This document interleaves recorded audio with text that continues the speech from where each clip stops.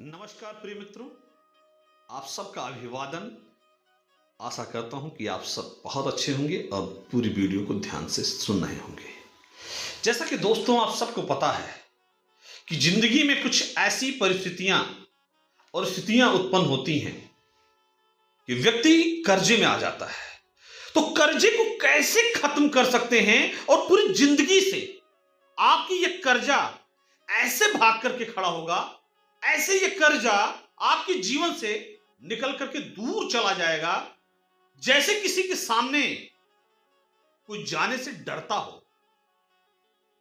तो कर्जे को खत्म करने की ये पावरफुल रेमेडी आज मैं इस वीडियो में देने वाला हूं और वीडियो में ये पूरी चीजें कवर करूंगा कि किस प्रकार के कर्जे होते हैं, कितने टाइप के डेब्ट्स होते हैं और कैसे इसको रिड्यूस किया जा सकता है। तो मैं कुछ कर्जों पर विशेष बात करूंगा। दोस्तों, ऋण और डेब्ट एक ही चीज है। तो ऋण का सीधा सा आशय यह बनता है दोस्तों, देव ऋण। देव ऋण मतलब देवताओं का ऋण। जब आप घर में कोई पूजा पाठ करते हैं, कुल देवता ग्राम देवता की पूजा पाठ करते हैं, तो आप देव ऋण से ऋण होते हैं। हवन इत्यादि करते हैं तो उससे देव ऋण से आप ऋण होते हैं। प्रकृति का ऋण, प्रकृति का, नदियों का, सूर्य का, चंद्रमा का, तारों का, इनका प्रकृति का ऋण होता है, जहां से हमें वायुमंडल से ऑक्सीजन मिलती है। यह भी एक ऋण होता है। मातृ ऋण, जिस मां ने आपको बचपन में खिलाया, आपको नहलाया धुलाया, सब ये पितृ ऋण। इसी प्रकार से पिता का ऋण। इतने ऋण के बाद एक ऋण ऐसा होता है जो बहुत परेशान करता है, आर्थिक। जब व्यक्ति की कुंडली के द्वितीय भाव और छठे भाव का कोई संबंध बन जाता है तो जातक जीवन भर कर्जे से परेशान रहता है। आप अपने कर्जे को कैसे खत्म कर सकते हैं, यह मैं बात कर रहा हूं इस पूरी वीडियो में। आर्थिक ऋण, फाइनेंशियल डेब्ट के बारे में बात करूंगा। और कई लोग फाइनेंशियल डेब्ट में ऐसे डूबे रहते हैं कि उससे निकल नहीं पाते हैं, और निकलने का वो प्रयास करते हैं तो 4 कदम और पीछे चले जाते हैं। मैं आपको बताना चाहूंगा दोस्तों, कर्ज और मर्ज और शत्रु, इनको कभी छोटा नहीं समझना चाहिए। यदि ये तिनके की भांति हैं तो उस पर भी कंट्रोल बनाने की जरूरत है। यदि आपकी कुंडली में सेकंड एंड 6th हाउस के लॉर्ड का कोई रिश्ता बन रहा है, आपको कर्ज में आने को कोई रोक नहीं सकता है। आपकी जन्म कुंडली में 12 नंबर घर से बैठ करके, यदि द्वादश भाव से बैठ करके कोई भी प्लेनेट छठे भाव को देख रहा है, आपका ऋण बढ़ेगा। यह बात हुई जनरल प्रोस्पेक्टस में, मैंने आपको बताया कि यह ऋण है। कुछ ऋण ऐसे होते हैं कि आपके अनवांटेड खर्चों की वजह से आपके ऊपर बढ़ जाते हैं। जब द्वितीयेश द्वादश भाव में जाए तो दोस्तों आपके अनवांटेड खर्चों की वजह से ऋण बढ़ जाते हैं। कई बार स्वास्थ्य संबंधी समस्याओं की वजह से भी या फैमिली लायबिलिटीज से भी कर्जे बढ़ते हैं। तो इस प्रकार के कर्जों को कैसे सॉर्ट किया जाए, कैसे इसको क्योर किया जाए, आज मैं इस वीडियो में आपको महत्वपूर्ण चीजें बताने वाला हूं। अब हम बात करेंगे करियर की बैरियर की वजह से आपके डेब्ट जो है बढ़ता जा रहा है। जब दशमेश छठे भाव में हो, जब 10th हाउस का लॉर्ड 6th हाउस में हो, या 10th हाउस का लॉर्ड 12th हाउस में हो, तब जातक के ऊपर अनवांटेड कर्जे बढ़ते रहते हैं। इस कर्जे को खत्म करने के लिए प्रयास आप कर रहे हैं, लेकिन कभी कर्जा एक खत्म होने का नाम नहीं ले रहा है। दोस्तों, कर्जा में उस कर्जे को बात नहीं कर रहा हूं कि इनपुट अगर आपका 10 रुपए का आ रहा है और आउटपुट आपको बराबर 10 रुपए से ऊपर मिल रहा है, सिग्नल ग्रीन में है, तो उसको कर्जा नहीं कहते हैं। कर्जा उसे कहते हैं कि आमदनी अठन्नी, खर्चा रुपया, इसी को कहते हैं।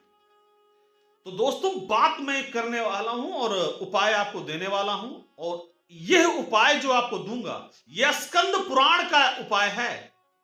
स्कंद पुराण में लिखा हुआ, और स्कंद पुराण की इस उपाय को करने से मैं कह सकता हूं गारंटी देकर कि आपका कर्ज खत्म होगा। अब ये कर्ज कितने प्रकार के होते हैं इस पर मैं आपको बात करूंगा। तो दोस्तों, कर्ज एक तो स्वयं के द्वारा होता है, एक पारिवारिक होता है, व्यापारिक होता है, साथ साथ में कुछ कर्ज पूर्व जन्मों के चले आ रहे होते हैं, जो हम किसी का बकाया होते हैं उसको हमें देनदारी पाटनी होती है।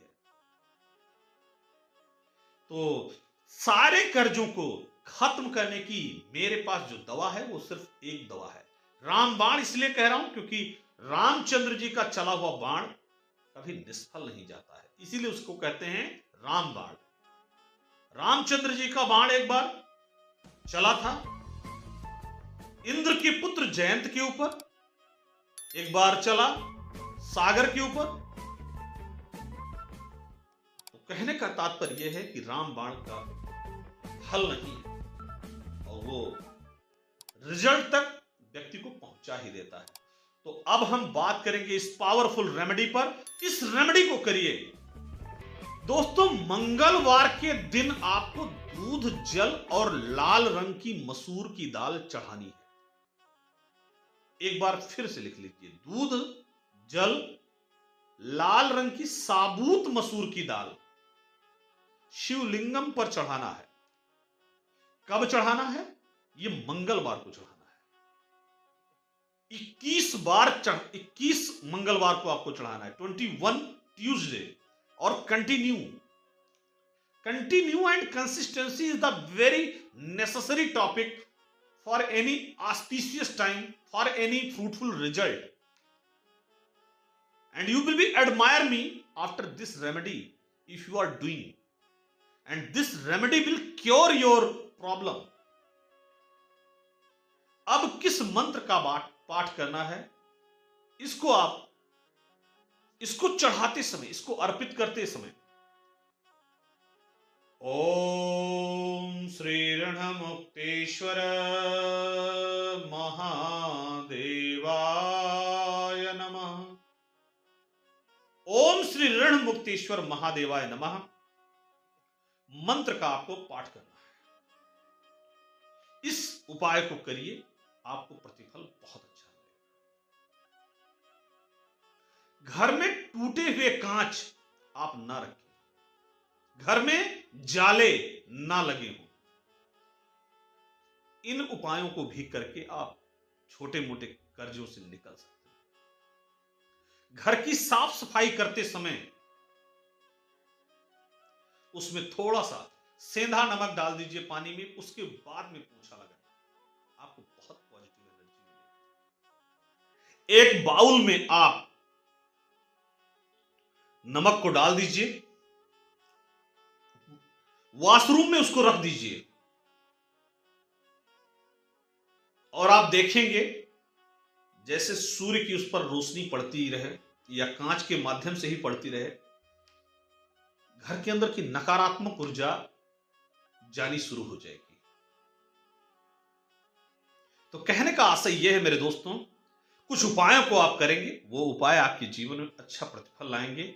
जब छठा भाव राहु, केतु, शनि इसके द्वारा पीड़ित होता है तो व्यक्ति की कुंडली में कर्जे का योग बनता है।